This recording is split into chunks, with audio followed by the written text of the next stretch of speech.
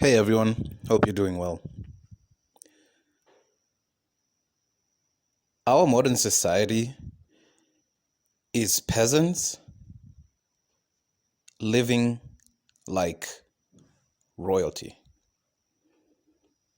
Modern society are peasants attempting to live as royalty. And I really truly believe the kind of class warfare that we're under right now is just so well thought out.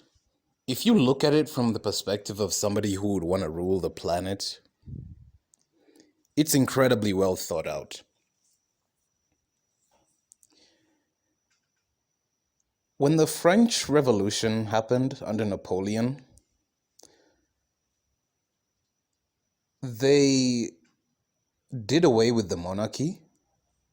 Well, yeah, they they did away with the monarchy, right? What am I saying? But then they began to stratify the socioeconomic classes.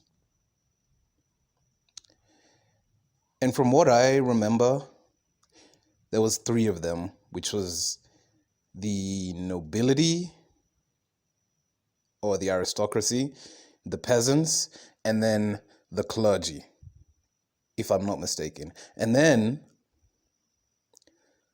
after some time, they added the media. If you've ever heard the phrase the fourth estate, that's what it is. It's the media, like literally the news media, print media, whatever. I personally believe we have a fifth estate now, like a visibly fifth estate now. And it's social media, right? Before that, it was legacy media, so like the CNNs, the Fox Newses, and all those conglomerates. Facebook literally has the same kind of power that legacy media dreamed of having. That's why whenever you see a scandal on social media, like when the media focuses in on like a shitty trend or how like maybe they're supporting certain radical causes or something like that, blah, blah, blah. It's legacy media attacking the shit out of social media as an estate. And the reason I said that society is peasants attempting to live like royalty, to become royalty, is very much focused on social media. Because on social media, you could literally be whoever the fuck you want to be. Literally, right? You could craft an entirely new persona for yourself with a whole different backstory, with just whoever you ever wanted to be. You can do that on social media. And it's convinced so many people. All it takes is for you to just see some numbers going up and some likes and some really nice comments to trigger the most obnoxious God complex humanity has ever come up with.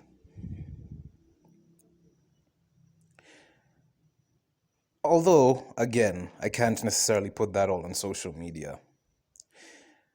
I can put it on the Industrial Revolution. Nobody expects the Spanish Inquisition.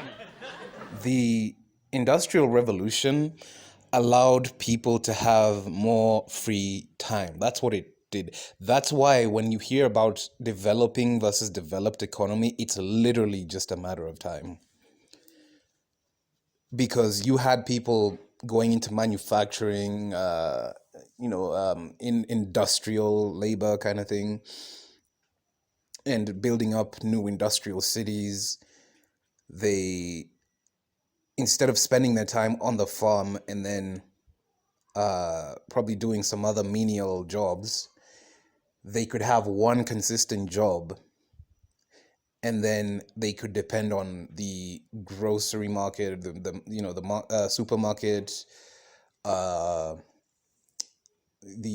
making, people used to make their own clothes for the longest time. People made their own clothes, right? They grew their own food. Uh, they even did healthcare at home because surprisingly, even back then, doctors were pretty fucking expensive. Now they had the ability, if they didn't needed to go to the doctor, they could go to the clinic. They needed groceries, they could go to a supermarket, and then automobiles came as well. So, uh, and once they became popular, if you need to go fuel your car, you go to the gas station. Like everything became very compartmentalized and relatively instant, right? The instant gratification arc of humanity was really in the 1900s, and then came electricity. Now you imagine having all those kinds of amenities available to you were literally only reserved for monarchs. The whole growing your own food, making your own clothes, having doctors available, even just, going to like listen to classical music or whatever. These were things only reserved for the noble classes and the monarchs. But when industrialization came and gave people free time, they wanted places to go. So gradually, they had to open up the opera houses to the fucking poor, dirty peasants. Then film came into the picture. So then they had to now they created cinemas, right? Cinemas. So a lot of our time, a lot of humanity's time was spent essentially. You went from standing all the time to sitting in your car, then into your office, then in front of your TV, then in an opera house or a cinema. You're basically just sitting a lot of the time. It's no surprise obesity became such a rampant pandemic like it has, right? And till now, and especially nowadays, like this, you see, the last decade was just a cacophony of just petulant, fucking screeching, just moralizing trash, right? All the marginalized identities were brought up, even in contexts where it didn't even make sense. The cancellations on social media, the deplatformings, you name it, right? This decade, though, a lot of people have gotten tired of that shit. Imagine if you were 13 years old in like 2010, 2011, when that SJW era and like the internet, YouTube and Facebook in particular were taking over, like when they were really ramping up, right?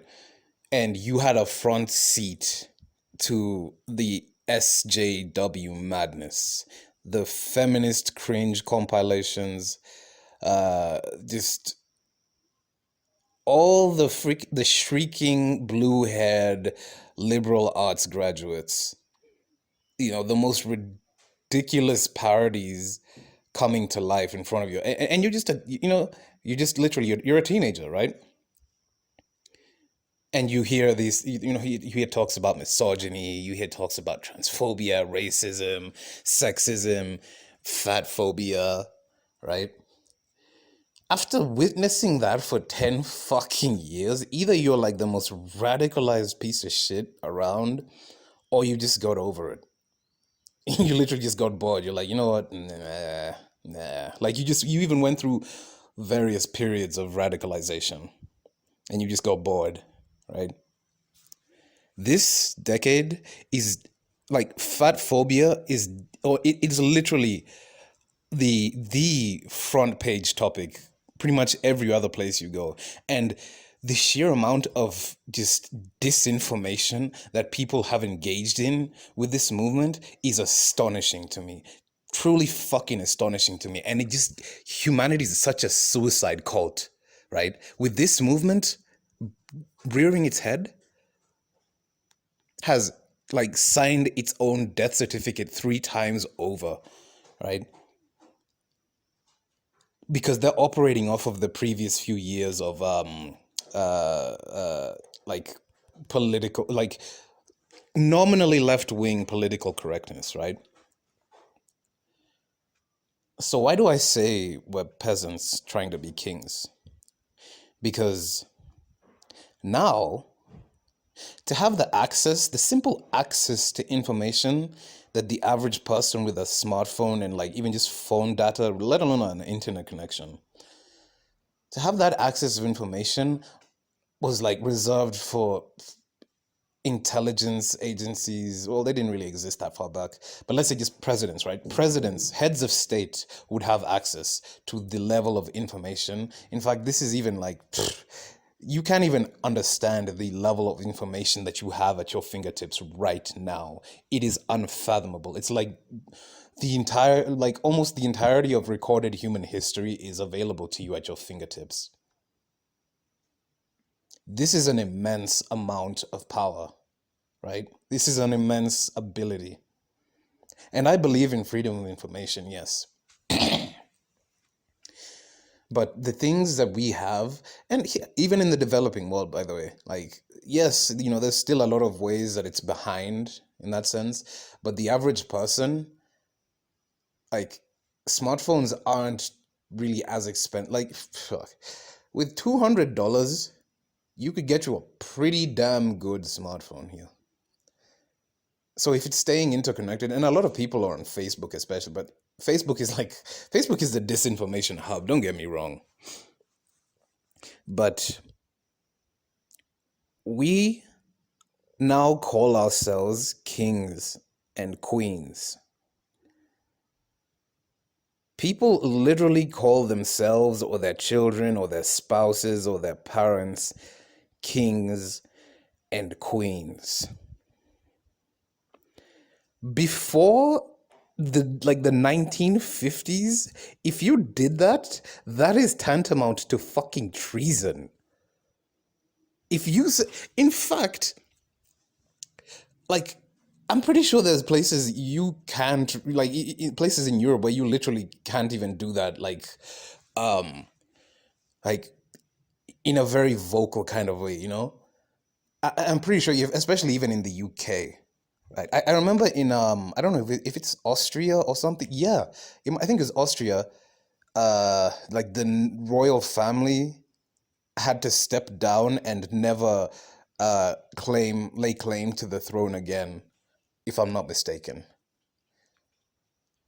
And here's the fucking crazy thing about how we call ourselves kings and queens now.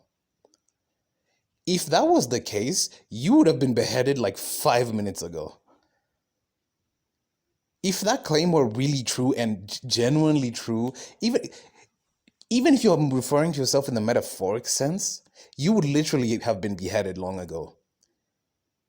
If that claim was ever taken seriously.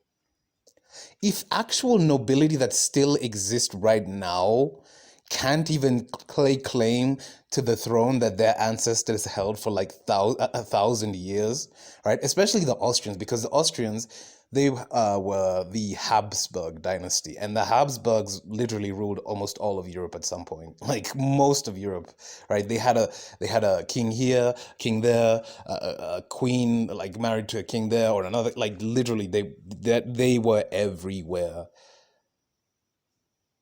And if people who have direct bloodlines to them can't even get up and say, yeah, I'm a king, who the fuck are you then? Prince Harry, yeah, the younger son of Prince William, cannot stand up here right now and say, I'm a king. You know why? Because it's like, first of all, his grandmother is still sitting on the throne. His older brother is next in line. So for him to, even Prince William, even the fucking firstborn, the one who's going to inherit the throne, is not going to say, I'm a king, right? Even though we know these are monarchs, right? These people are literally royalty, right? We use that word so and especially royalty, right? We say it to ourselves to boost our self-esteem and everything, but do not get it twisted. The monarchy is one of the most blood-soaked institutions that humanity has ever created, bar none.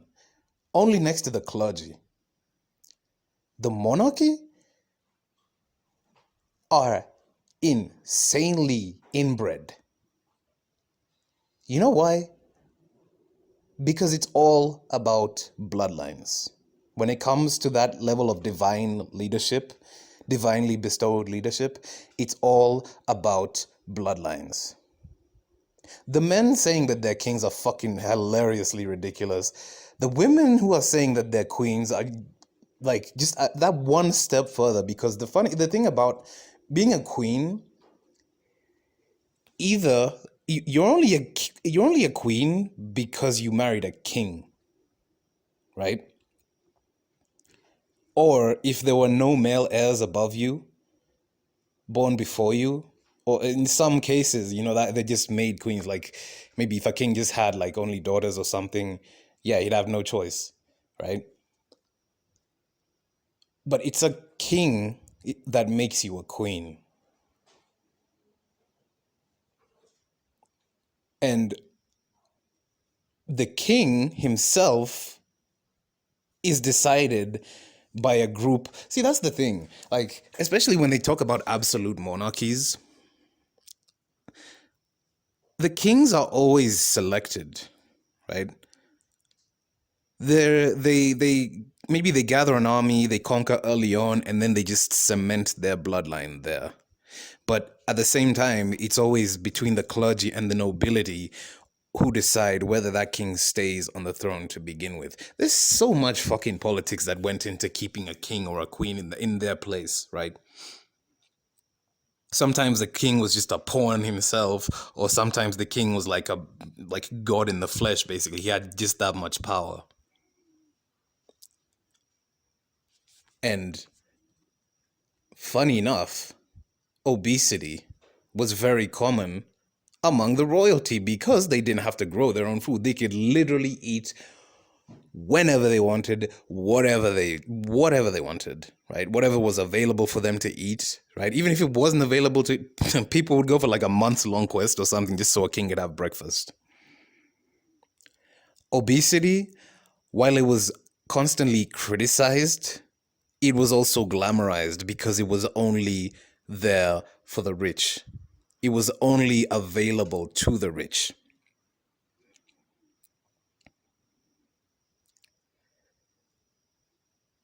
To have the abundance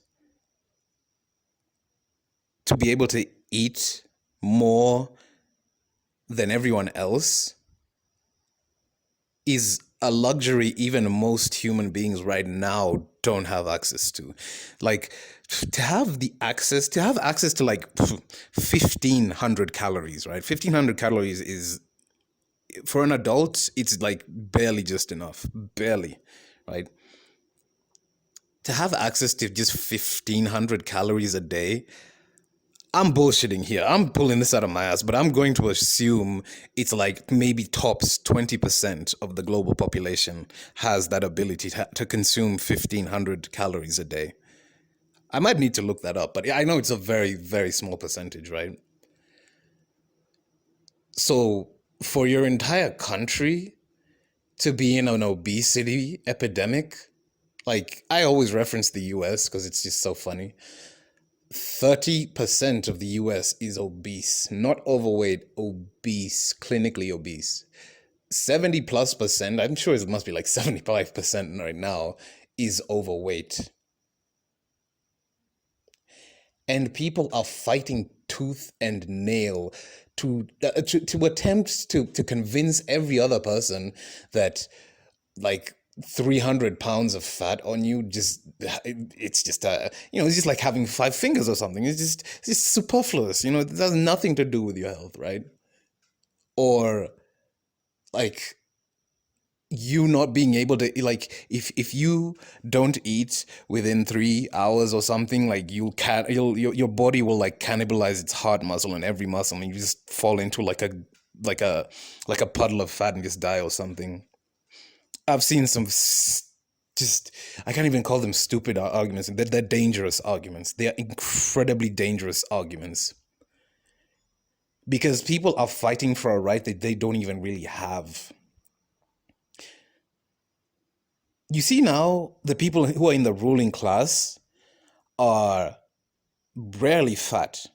Like, you'll see some, but like they're rarely fat or obese.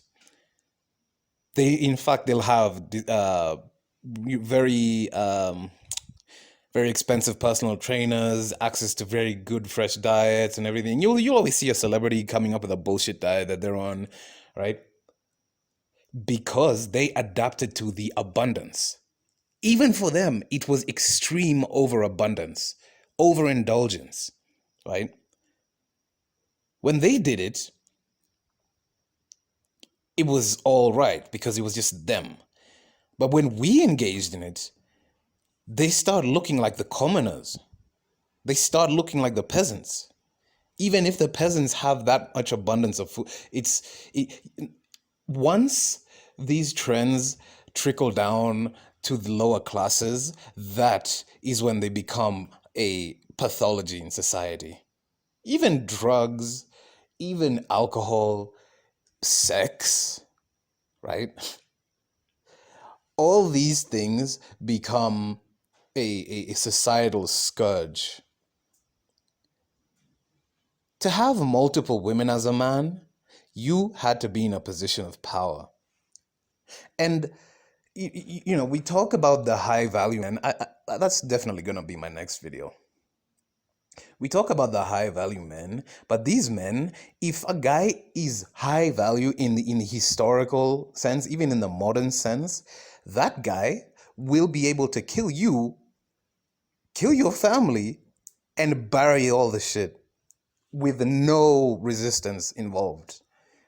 And you'll never even know it was him. Those are the epitome of high value men, right?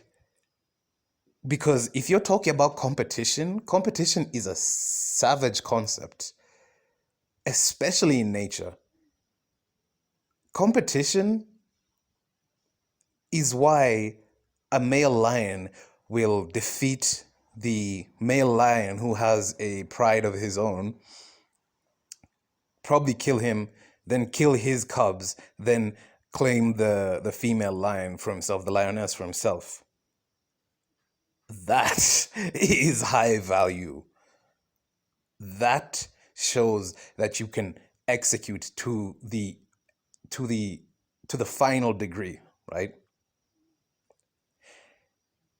And if you really believe that you're a king or you're a queen or you're royalty or whoever it is you call royalty, if you believe that's the case, put it to the test. Put it to the test. Because you have no idea what it actually takes to be royalty. But it's not even that difficult. It's really just bloodlines. That is what it takes.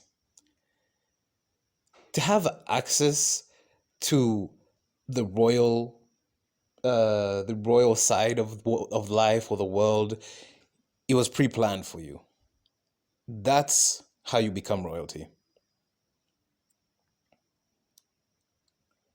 You don't just wake up and you're like, yeah, I'm a king, I'm gonna do king shit. Okay. Oh, go stomp out the rebellion in the other city, right? Go investigate that group of dissidents or whatever. Get rid of them because they're trying to challenge your divine authority.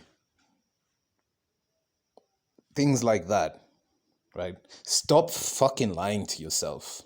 Is essentially what I'm saying. Unless you're a heavily inbred despot who's also filthy fucking rich, the definition of old money, right? You are not anywhere near any sort of royalty. And it would behoove us to act like it. All this equality and inclusion and access kind of stuff it's good on a base level. But then it becomes access to what? Because now everybody believes they're entitled to the best, they're entitled to the top, they're entitled to all this or all that. constantly living beyond your means, constantly living beyond means that you will never be able to access. That's also why I see there's a difference between old money and new money. Old money is hereditary, it is quiet, it whispers, it is in places that you walk through every single day and you probably think is administered by a government or something, but it's not. Okay, maybe it is, but they don't actually own it. That is what old money does.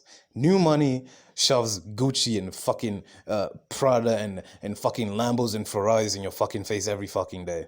Right? I would argue that maybe like the grandsons and the granddaughters of like old money kind of guys do that kind of shit now. But at the same time, they're still part of that line of old money. Even if you're new money, that old money was defined by bloodlines. This new money is defined by the amount of clout you can receive for showing off just how much money you have. That's also why I hate TikTok.